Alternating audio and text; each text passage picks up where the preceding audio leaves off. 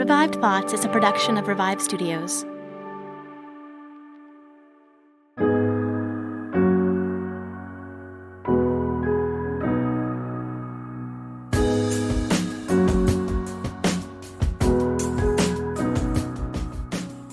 This is Troy and Joel, and you are listening to Revive Thoughts. Hey everybody, we have another revived conversation coming at you today. This is a type of episode where Troy and I discuss something in relation to church history and how it affects our lives today. We have covered the gamut. We've talked about money. We've talked about social, economical situations in church history and how they apply today. Today, Troy had the idea to talk about technology. I think the reason this episode has kind of stood out to me is this is from early on in Revive Thoughts history. I can't even remember how early on, probably from the first year we did it. There was this sermon I was reading by D.L. Moody, and he had this quote that has kind of always stuck with me. And I remember reading it and going, huh. But he basically was talking about how technology, he was talking about the spread of the gospel and how the gospel is moving around the world. And he was kind of calling out his congregations. And he was like, you guys should be doing so much more than you are. He said, look at what the telegram can do. Like, you can send a message from one side of the country to the other, and it gets there in a few minutes. He's like, think of what we could be doing. Think of how many messages we could be sending out to the world and moving the gospel without even having to be in the same room as the people, so much faster than the printing press, and we're not using it to share the gospel in the ways that we should, and we're not getting the word of God out as much as we can. He's like, what a shame. And Moody was saying basically, like, imagine what Martin Luther or John Calvin or some of those early guys could have done if they just had a telegram.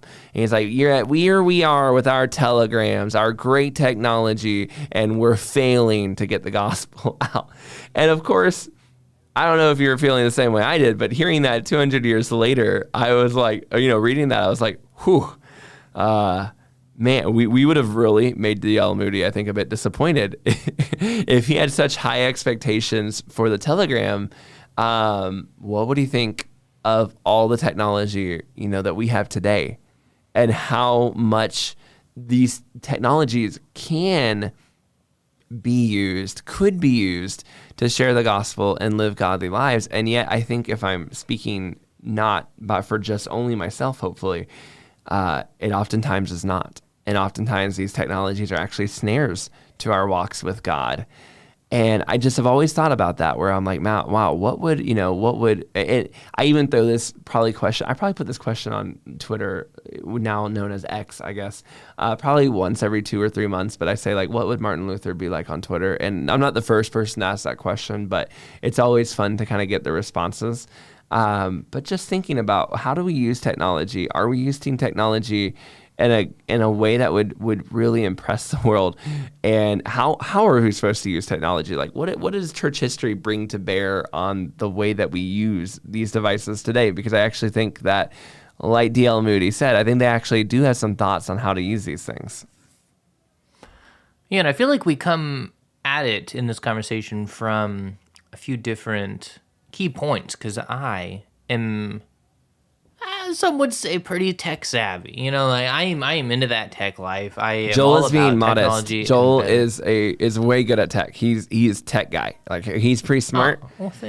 He does super good research on what equipment to buy, and he knows what he's talking about. Him and my wife can sit there and read through Amazon and be like, you got to buy this speaker, or you got to buy this microphone, and I'm like, I cannot tell you the difference between one or the other. I couldn't. It is literally Greek to me.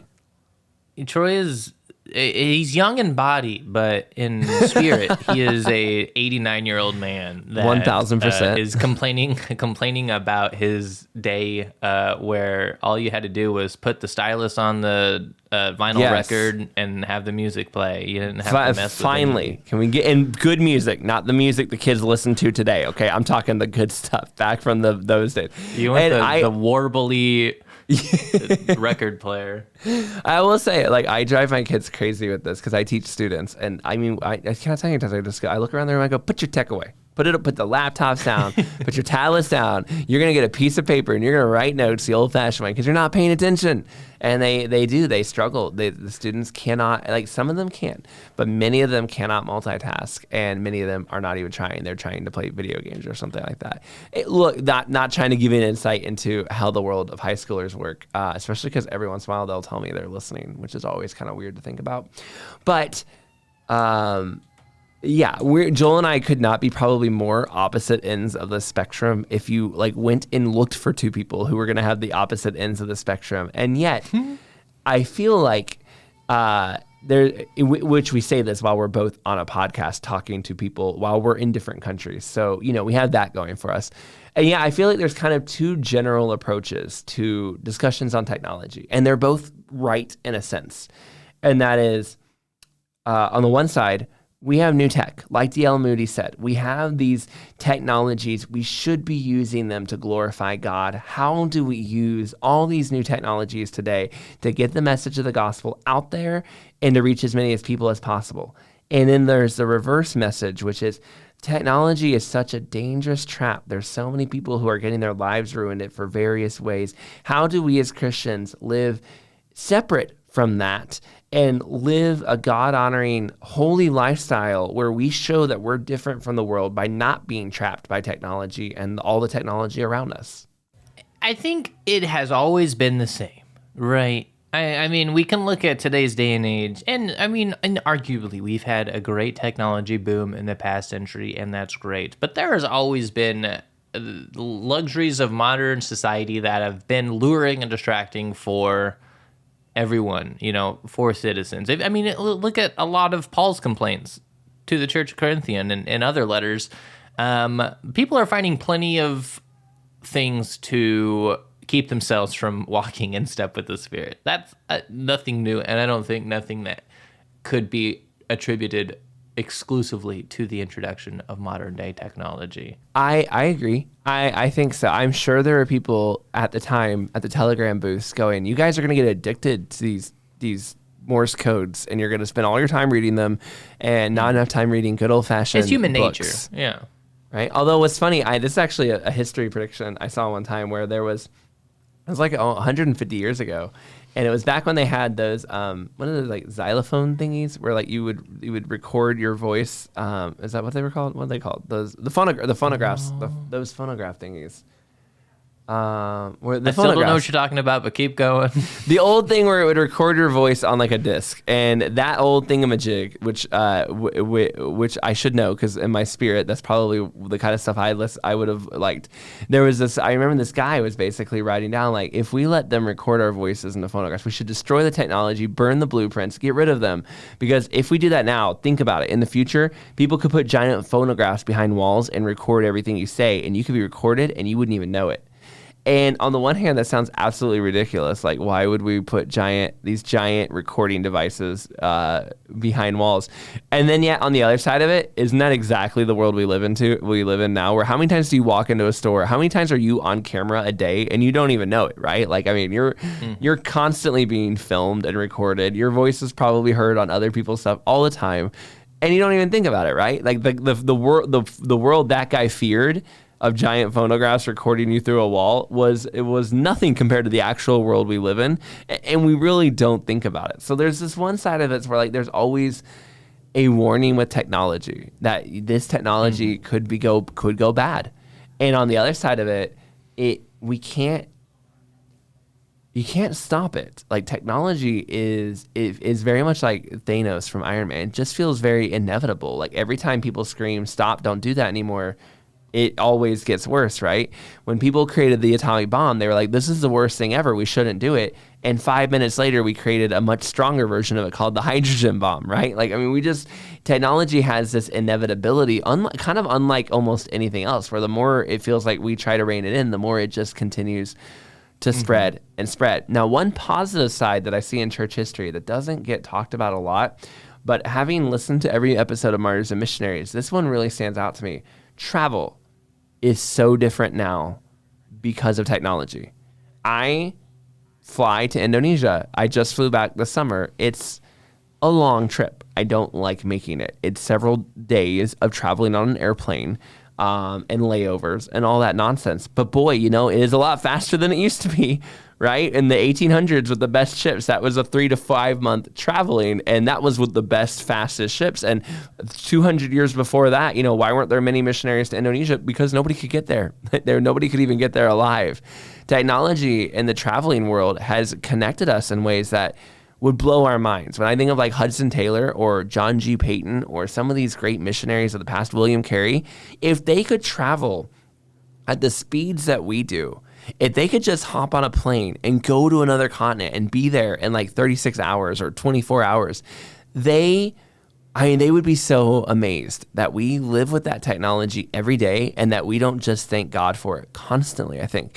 And I think they would go, do you know how hard it was to get missionaries on the field when basically you would get on a boat and there's a very good chance you would never see your family again? It would be years before you did. And when you get out there, you'd be so lucky to make another trip home. And you guys can do it in a day. I think they would be blown away that we are so sleepy in the world of missions when in that sense we have it so easy. It's interesting to see how, society acclimates and shifts into a new, society altogether. In ways that we look back on previous societies and go, why did you act like that? Why did you do that? And it's something that we in the moment can't really pin down or point a finger at most of the time. I feel like there are some definitely defining moments in history, but a lot of the time it's a gradual just movement of society. I saw a really interesting video about how clocks kind of just change society altogether, because for, the majority of human existence, there were no clock towers in your Times Square that were telling people what time it was. And so the whole society of work was different. People worked less. Your start and stop times were less defined, things like that. But when I guess you wouldn't have like a 15-minute break because who would even know if it's been 15 minutes or not? Right. You'd have like an afternoon break, kind of your siesta style of work day where you would take a break in the afternoon, maybe take a nap if you want. And it seems like pre-clocks, people worked like maybe 6 hours a day. Like that was like a full day's work. It seems it's because again, how do you regulate and judge that thing? You have to go with kind of the cadence of the body and the cadence of the day. I don't know. This video just really explained how clocks affected capitalism in a way that no one could really predict, before that. Because when you can, define start days and end days, and what's more is when you can define things that people can spend money on with money that they can work more to get, it fuels a capitalistic society. And today in America, that's all society is. It's just one big capitalistic society, and you can make a very sound argument that it all rooted back on clocks being introduced into society. I don't know. The video did a much better job explaining it than I did. Yeah, I think you did good. I will say... Oh, sorry. I have way more thoughts on where we get the modern workday from, because this also comes from...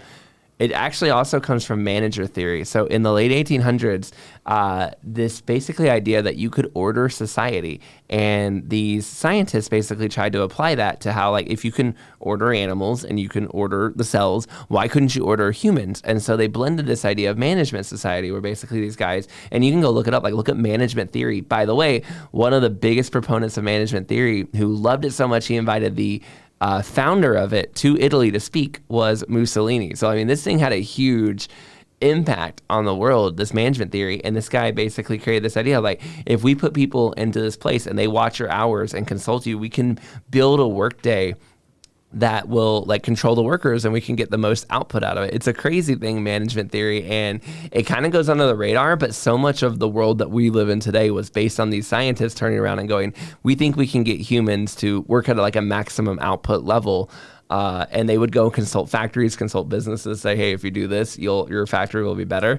And the funny thing was, a lot of their like results and evidence didn't really pan out, but just the idea that it sounded scientific worked for a lot of people. They were like, sure, let's try it because science is saying, it sounds really good on theory. So that's kind of like the other half of it after the clocks were invented, the science of management theory. So anyway, I know that if that's of interest to you as it is to me, I'm sure you really enjoyed these last couple minutes there. Sorry, Joel. No, it makes sense. Who doesn't want to maximize performance, even just the idea of it, whether you can actually do it or not, but the idea of it is worth investing in for a lot of people.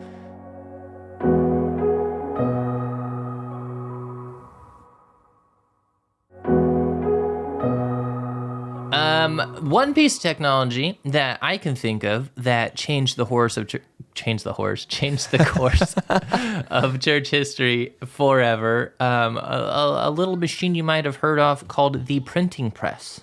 I was going to say that, Joel. I am glad you jumped in on that one because that was actually, it was funny because you were like, a lot of technologies, we don't really notice their impact over time. And as soon as you said that, I was like, but there is one, and that is the printing press. Time literally shifts after the printing press hits Europe. And yes, technically the printing press was probably invented in China. However, it really is different when it comes to Europe in 1453.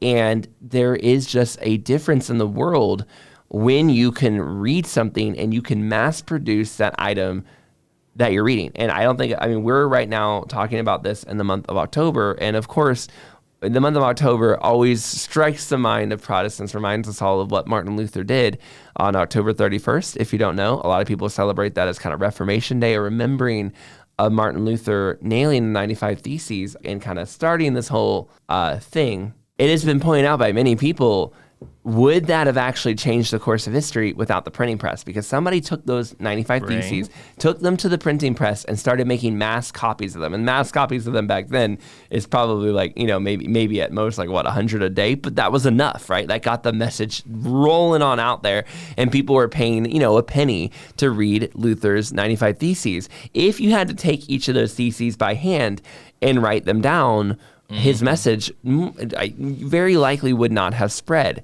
How much of even everything we look around us today, Christianity-wise, what exists because 100 years, not even 100, about 50, 60 years before Martin Luther, somebody invented the printing press. Yeah, I've often had that thought.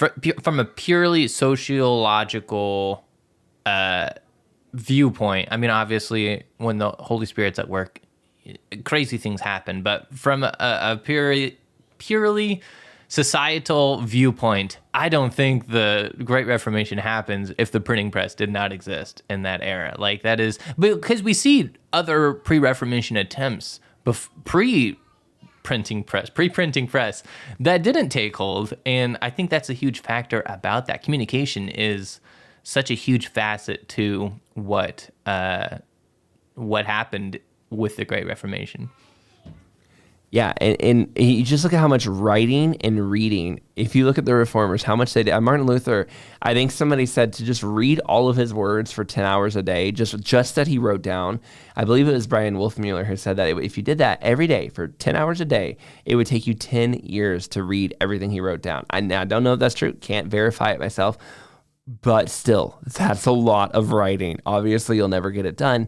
Each of these guys, John Calvin, all those guys from that era that we've talked about on our show, they wrote so much, and they would write back and forth. They would respond back and forth, and it's just hard to imagine that would have been capable without that printing press. People often talk about, this was also around the same era that schooling really came to be, as the Protestants wanted to teach their children to read and write. But could you have done that without the printing press? Geneva, where John Calvin runs that city and turns it into this bastion of Protestantism that, we've talked about the good and bad sides of it, but one of the really good sides of being in Geneva is they had, I think it was 41 different printing press, like publishing houses inside of that one city. It was a very literate, it was a completely literate city, and they were getting educational materials flowing out of them to the entire world, all because of the printing press, all because they took this piece of technology that to them was cutting edge, right? And they ran with it and used it to transform the entire world. And it is impossible to really fathom them doing it without using that printing press, without being on the cutting edge of what was going on there. Yeah, I mean, at its root, it's about that communication, and I personally, that's something that resonates with me on a worldview level, on a Christian worldview level.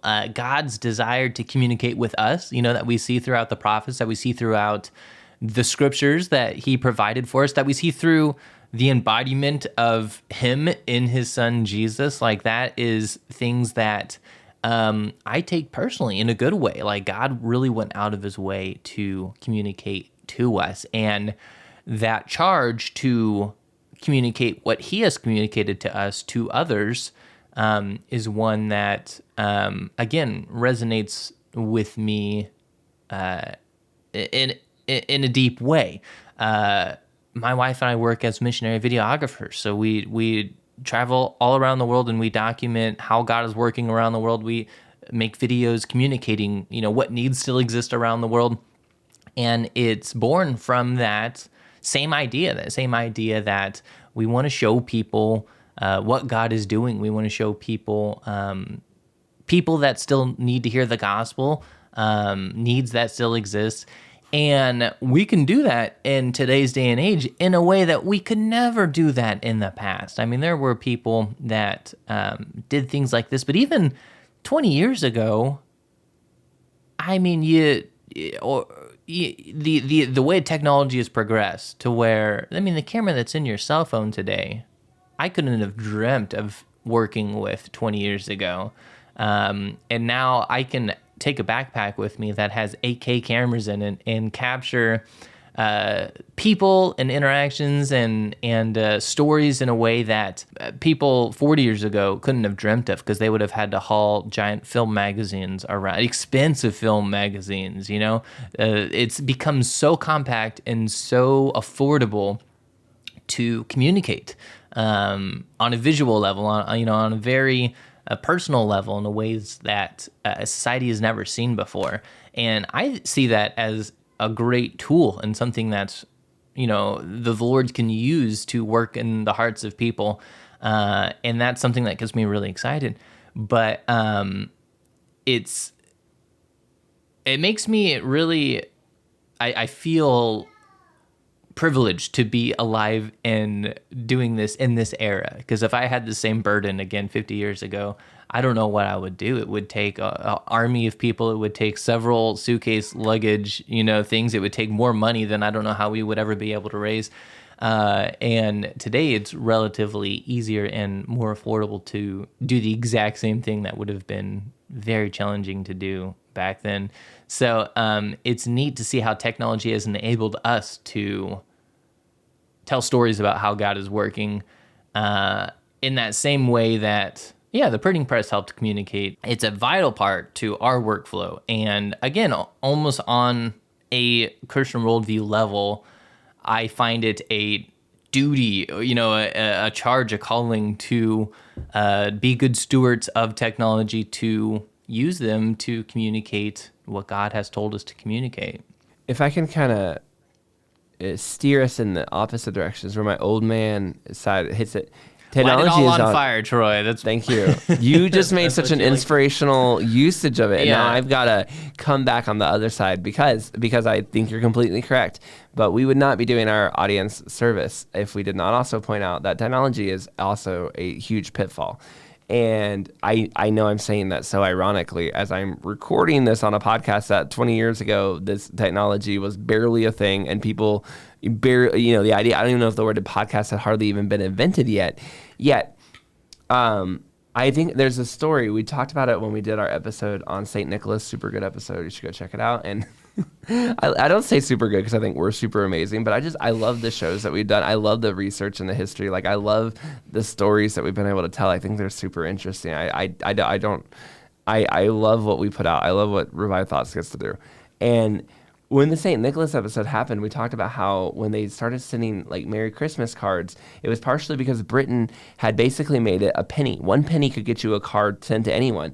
But quickly they had this problem No, this is actually St. Valentine's. This is St. Valentine's Day episode.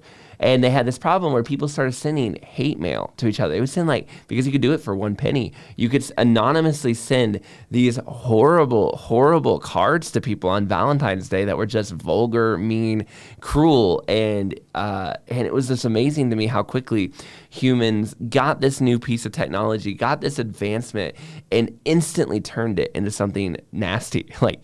Sure, there were good cards going through the mail, but they had a real, massive problem of just these poor, women checking their mailbox on Valentine's Day and having 30 cards calling them ugly. And it was whoa, what happened that humans can just do that, basically, where we'll take something so naturally good and flip it on its head. We had this sermon. It was our first sermon by D.L. Moody. And wow, this is like a D.L. Moody episode. But anyway, D.L. Moody, who did a sermon on temptation, and he talked about these 4 types of temptation. And when you first hear them, they sound so quaint. But when you really think about them, they're all the same. They're all the same sins we have today. And the sins were going to the theater, spending too much time and leisure at the park. What was the other 2? Spending too much time watching the athletes play at your local sports arena, and reading the newspapers too much. And on the surface, those complaints sound really quaint to us, don't they? It's I don't go to the local play all that often. I don't read newspapers. Do they even sell newspapers in most places? This is not something we can really relate to. But if you boil down and actually look at what he was saying, you would see that he said look, the theater is full of sensual entertainment that's either violent or sexual, and you Christians shouldn't be a part of that. And that's certainly still true today. How many massive millions and maybe even billions of dollars come out of Christians' pockets every year, month even, to go towards entertainment complexes that create, sexually lewd, vulgar, violent, profane things that are not honoring to God, right? And we're certainly not innocent of that. Newspapers, we don't read newspapers maybe, but certainly there are many of us who spend way too much time reading the news and getting way too involved in the daily, day-to-day minutia of that kind of stuff and letting that control our lives. Leisure, how many people just spend technology and all their time relaxing and trying to relax after a hard day? And that can also be a real problem for us. And then lastly, sports. That has not changed either. Many people use technology to keep up to date minute to minute on these sports. And not that these are all necessarily evil things, but just has technology helped us grow closer to our walk in God, or do we let some of these things control us? And I think that D.L. Moody is right. Even though it's been 140 years and the shape has changed, technology has still kept us in those 4 basic areas where we do spend too much time, many times, on those 4 basic things. The way we do it has changed. The technology has changed. But if anything, we're probably more addicted. Instead of just reading a morning newspaper for 2 hours and putting it down, we can follow the news all day long. We can follow sports all day long. We can watch sports all around the world at all times. It's actually gotten worse, right? And I think if we were to go back in time and tell Moody or tell Calvin or tell Luther, you wouldn't believe it. But in the future, people will be addicted to this little glowing box, so much so that they will sit in a room, in a restaurant, full of people, and they won't talk to each other because they will just be sitting there communicating on their devices. We've all been at a restaurant. We've all seen it where we're out and about. We look around and we're chatting with our friends, and we realize we're the only ones talking in the restaurant. Every single other person is just staring at their phone. And I think if we told people 150, 200 years ago, that's what the future would look like, they would go, that is so much more dystopian than any of our predictions could have been. We could never imagine a world where people do that kind of thing. And I promise you, even if you've never seen that, because I will say when I visited America, it was refreshing to see that a lot of people are still having face-to-face conversations at restaurants. Most people kind of realize it's rude. But living over in Asia, I've lived in China, Cambodia, and now Indonesia. And there have been many times where I enter a restaurant and an entire place is packed and everyone is just staring at their phones, not talking to each other.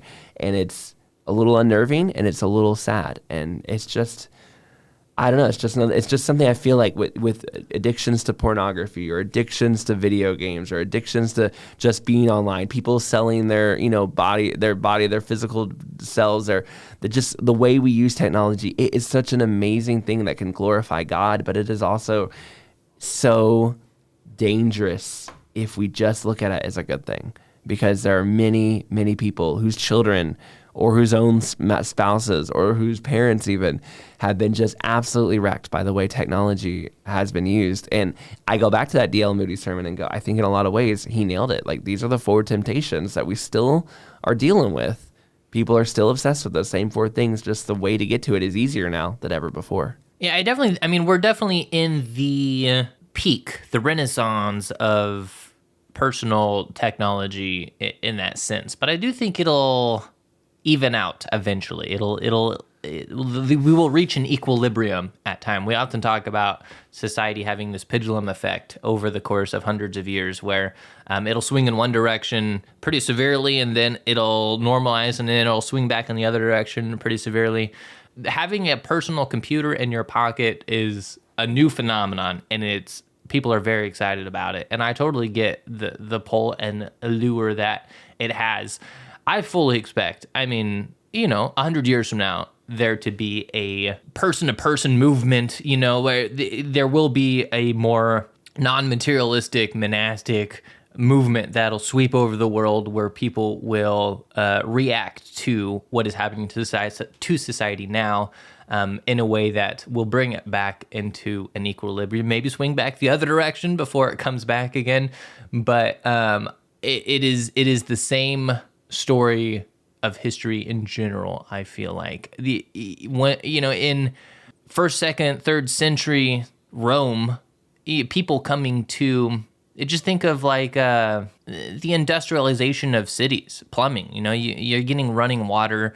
You're getting a lot of your labor being done up by animal forces now, freeing up a lot of workforce. It's introducing new luxuries, bathhouses, ways, plumbing, things that people... All bad things that we don't like.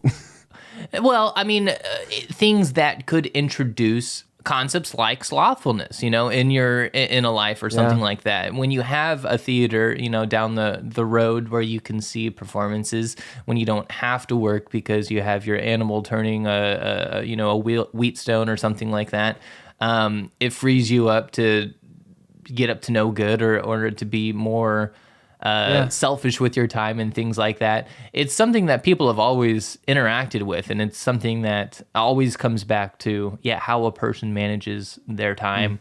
Today, I think it's manifested in a way because of the mass population of the planet. We have cities packed full of millions of people. We have billions of people on the planet. And so it's affecting society at a much larger scale than I feel like it's been able to do in a city of 500,000, 2,000 years ago. But conceptually, I think it's still the same. And I think, again, maybe not in our lifetimes, but eventually the pendulum will swing in the other direction. You're so optimistic. I always worry that technology, we learned everything we need to know about technology with the Tower of Babel, which is in Genesis chapter 11. Humanity gets this cool new technology called brick, and they immediately use it to build a tower that they try to make themselves secure in. It's supposed to be waterproof, and they use it to they're trying to make a name for themselves and make themselves famous. And the Lord scatters them because of their arrogance. But I always think that, when humans get technology, they try to use it to make themselves secure, and they try to use it to make themselves famous. Yeah, and look what happened. They got knocked on their butt. Granted, it was due to God's divine interaction, but sometimes that's what it takes, and might be what our society takes. And there might be some catastrophic global event that will. That's all. That's part of society. You look at the Black Death. There have been catastrophic global events throughout history. Sure, but it's so much more fun to read about society. The Black Death than to live through a Black Death. That's why you go, wow, could you imagine? You put the book down and go, I don't want to imagine it.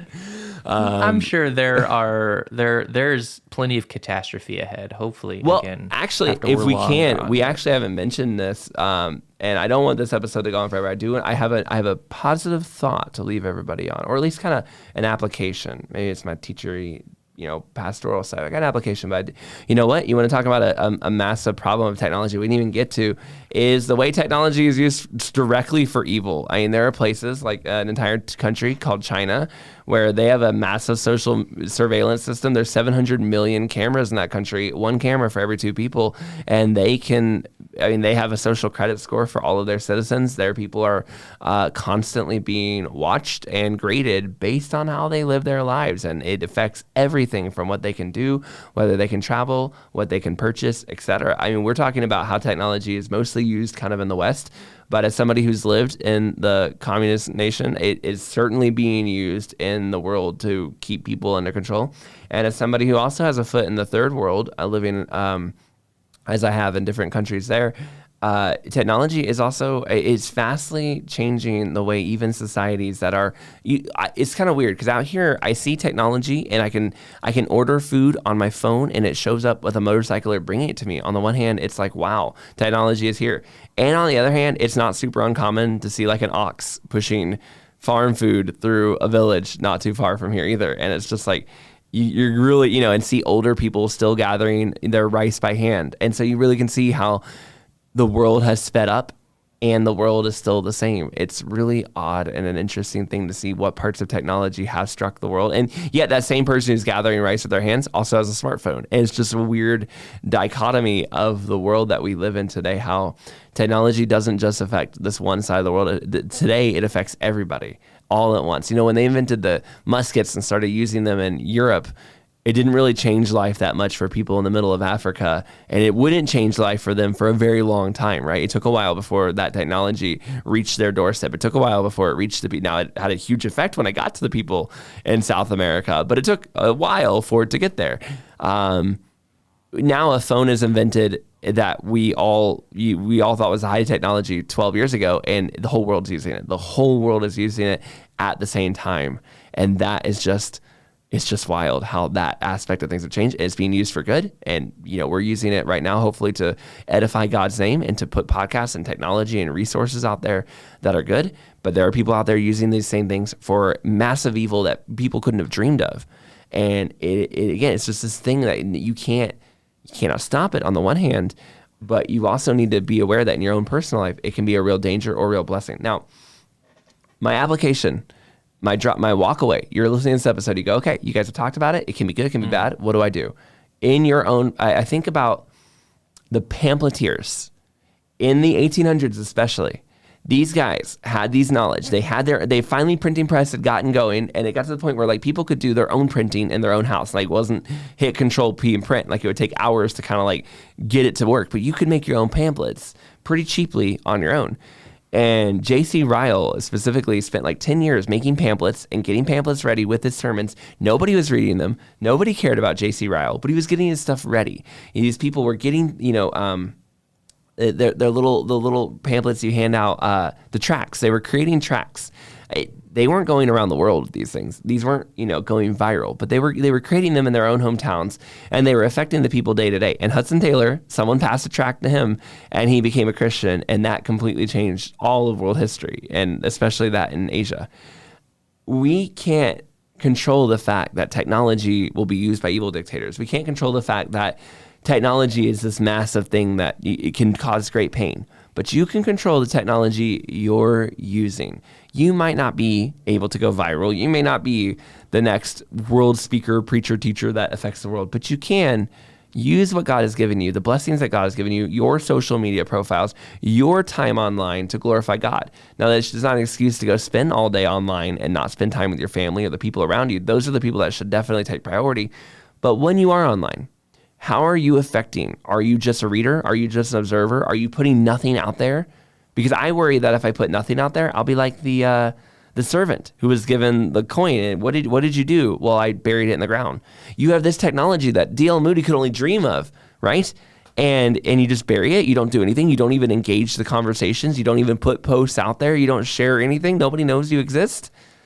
I don't know. Is that the best way to use it? You're online all day, but you don't add. I think a lot of us are in danger of that. And I go, no, I don't want to have this access to technology and never add anything. I want there to be something of Christ, hopefully, coming out of what I do. And even though it needs to be controlled, I need to not be addicted to it. I know that the technology wants me to be addicted to it.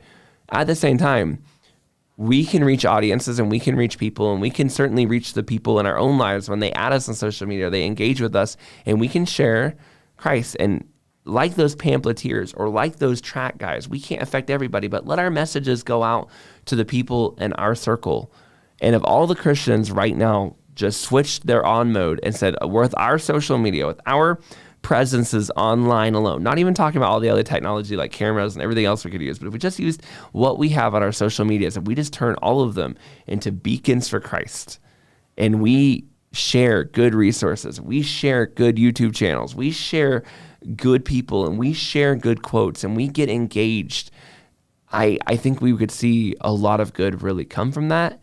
And I think that's what we need to be doing. I think that, and there are many people who do it well, but I think a lot of us are just kind of quiet.